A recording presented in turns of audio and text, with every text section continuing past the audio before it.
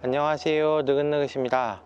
요새 영 사는 게 빡빡하죠. 그래서 집에서 혼자 이렇게 술 한 잔씩 기울이시곤 하실 텐데, 오늘 한번 술 이야기를 해보려고 영등포에 나왔습니다. 1933년은 대한민국의 맥주 역사에서 기념비적인 한 해입니다. 바로 맥주를 생산하는 공장이 이 한반도 내 최초로 자리하게 된 건데요. 1931년 만주사변이 발발하고 1932년 만주국이 세워지면서 일본에 있던 대기업들이 본격적으로 한반도나 만주로의 진출을 꾀하게 됩니다. 이 맥주 회사도 마찬가지였는데요. 맥주가 당시로서는 굉장히 고급 주종에 속했지만 한반도 내에서 그 소비량이 점차 늘어가고 있던 상황이었습니다. 그래서 그 맥주 회사들이 한반도에도 공장을 세우고 만주에도 공장을 세워서 일본과 한반도와 만주를 잇는 이른바 맥주 생산 벨트를 만들고자 했거든요. 그래서 당시 일본의 맥주 시장을 양분하고 있던 대일본 맥주와 기린 맥주가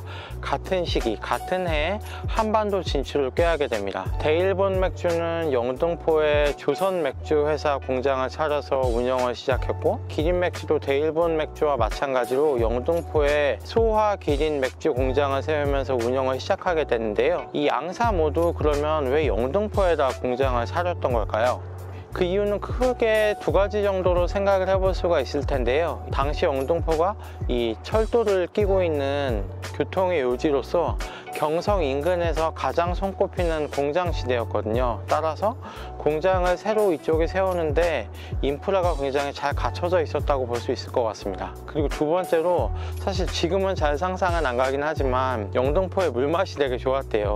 맥주를 만들기 위해서 무엇보다도 이 좋은 물을 확보하는 게 시급했기 때문에 영등포에 공장을 잡았던 게 아닌가 생각을 합니다. 이 일본 굴지의 맥주 기업이 세운 조선 맥주와 소화 기린 맥주가 한반도의 맥주 시장을 양분하게 되는데, 일제강점기 때 형성이 됐던 이 구도가 해방 이후부터 사실 지금까지 쭉 이어졌다고 보시면 되거든요. 이 대일본 맥주가 세웠던 조선 맥주는 회사명을 똑같이 조선 맥주로 해서 해방 이후에도 계속 운영이 됐고, 1998년에는 하이트로 그 이름을 바꾸면서 지금도 운영이 되고 있죠. 그리고 일제강점기 기린 맥주가 세웠던 소화 기린 같은 경우에는 해방 이후에 동양 맥주로 그 이름을 바꿔서 운영을 하다가 1995년에는 오비 맥주로 그 회사명을 바꾸게 됩니다. 이 영등포에서 시작한 오비와 하이트, 하이트와 오비의 이 양사의 맥주 시장 독점 체제가 1990년대 중반에 당시 진로에서 미국의 쿠어스 맥주하고 제휴를 해서 카스를 내놓잖아요. 그래서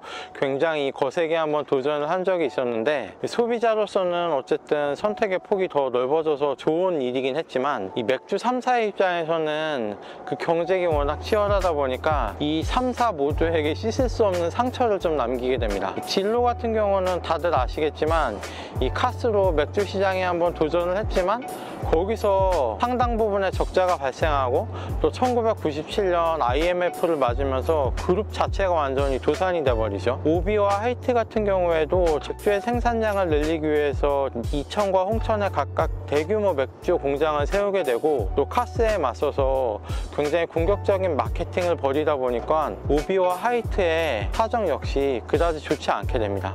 그래서 어쩔 수 없이 눈물을 머금고 두 회사가 시작된 영등포 공장 부지에 대한 매각을 진행하게 되는데요. 하이트 공장이 있었던 부지는 지금 아파트 단지로 바뀌어서 여기가 예전에 맥주 공장이었음을 나타내는 물리적인 흔적은 거의 찾아볼 수 없습니다. 다만 이제 2003년에 하이트가 창사 70주년을 맞이해서 여기가 예전에 우리 공장이 있던 자리입니다 라고 해서 아파트 중간에 기념비 같은 걸 세운 건 있어요. 오비의 영등포 공장이 있던 곳은 서울시가 매입을 해서 공원으로 조성을 했습니다. 그래서 공원으로 조성할 당시만 해도 한국의 근대 산업사를 좀 돌아볼 수 있는 산업공원으로 만들겠다라고 하는 의지를 밝히기도 했었는데, 지금 이제 뒤에 보시는 이 공원이 그 오비의 옛날 영등포 공장이 있던 자리입니다. 그런데 산업공원보다는 그냥 시민들이 쉴 수 있는 편안한 휴식처로 지금 기능을 하고 있고, 다만 그 공원 중간에 담금솥이라고 해서 맥주 공정의 1차 공정을 담당했던 시설이 있어요. 그래서 제 입장에서는 참 안타까운 게, 이제 아파트 단지로 변한 조선맥주 공장은 어쩔 수 없다 치더라도 이 지금 시민공원으로 바뀐 오비의 맥주 공장 자리는 뭐 맥주 박물관 같은 걸 좀 지었으면 어떨까 하는 생각은 있거든요. 해외여행 같은 거 다니시다 보면 유명한 맥주 브랜드에서 운영하는 맥주 박물관이나 체험관 같은 경우는 웬만한 관광객이면 한 번쯤은 코스에 넣어서 찾잖아요. 한국에서 맥주가 시작된 영등포에 이 박물관이 있다고 하면 관광객들이 찾는 필수 코스가 되지 않았을까. 그래서 영등포가 발전하는데 중요한 계기가 될 수 있지 않았을까. 그 부분은 조금 아쉽습니다. 만약 지금 상황에서 박물관 같이 돈이 조금 많이 드는 시설을 짓는 게 어렵다 치면 요새는 이 팝업 스토어라고 해가지고 뭐 일주일이면 일주일, 한 달이면 한 달 딱 기간을 정해놓고 이렇게 가게 같은 것도 열더라고요. 그 동안에 뭐 문화 행사를 그 팝업 스토어에서 진행을 한다든가 특정 브랜드를 홍보하는 행사를 진행한다든가 사람들이 굉장히 많이 찾고들 하는데 여기 공원에도 맥주와 관련한 팝업 스토어를 열어서 사람들에게 가볍게 한두 잔 맥주도 팔고 영등포의 맥주와 관련한 이야기도 자연스럽게 접할 수 있는 기회를 제공하면 어떨까. 좀 더 확장하면 뭐 맥주 축제라든지 맥주 페스티벌 같은 것도 열 수도 있겠죠. 뭐 축제나 페스티벌 여는데 사실 명분이 꽤 중요하잖아요. 그런데 이만큼 명분이 좋은 곳이 어디 있습니까? 영등포는 한국에서 맥주가 시작된 곳인데, 물론 대한민국 곳곳의 지방자치단체에서 이미 맥주 축제 같은 것들을 하고 있더라고요. 그런 상황에서 지금 영등포에서 또 맥주 축제를 하는 게 뭐 김 빠진 맥주 마냥 조금 닝닝한 이벤트 아니냐, 시기를 놓친 게 아니냐, 이런 생각이 드실 수도 있는데, 이런 반론을 잠재울 수 있는 굉장히 재미있는 이야기가 영등포에 숨어 있습니다. 신길 우성아파트에 나왔습니다.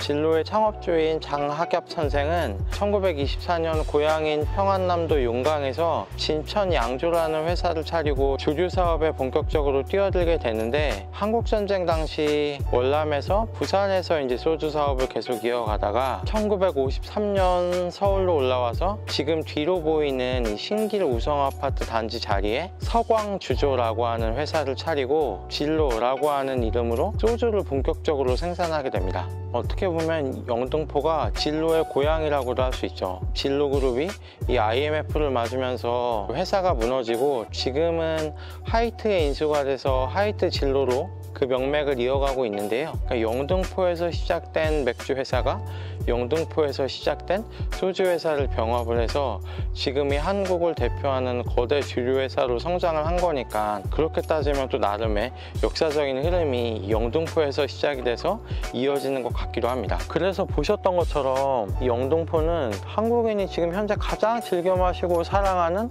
소주, 진로라는 브랜드 태어난 곳이고, 그리고 맥주, 하이트와 오비가 태어난 곳이에요. 대한민국 어떤 마을, 어떤 동네를 가도 술과 관련해서는 적어도 이런 이야기가 숨어 있는 곳이 없다고 저는 생각을 하거든요. 그러니까 영등포가 갖고 있는 굉장히 중요한 문화 자산인데, 제가 구청장이면 팝업 스토어 바로 지어가지고 축제합니다. 맥주 축제가 뭐 좀 닝닝하다 치면 소맥 축제, 그러니까 뭐 먹고 죽는 축제가 아니고 이제까지 좀 한국인들이 즐겨왔던 술 문화를 이제 조금은 재밌고 편안하게 즐길 수 있는 하나의 축제로서 기획을 해서 진행을 한다면 분명히 영등포에도 큰 도움이 될 수 있다고 저는 생각을 하거든요. 시청자 여러분들은 어떻게 생각하시나요? 제 이야기를 별로라고 생각하시나요? 그렇죠. 제가 뭐 이런 사업이나 이벤트 쪽으로는 사실 감각이 굉장히 부족해가지고 저만 재밌는 이야기일 수도 있는데, 혹시나 영등포에 아시는 분 있으면 이런 이야기도 있더라, 이런 거 좀 해보면 재밌지 않겠나? 이야기를 건네면서 제 채널에 대한 홍보도 같이 좀 해주시면 참 좋겠네요. 제 영상은 이것으로 마치겠습니다. 시청해주셔서 감사합니다. 끝.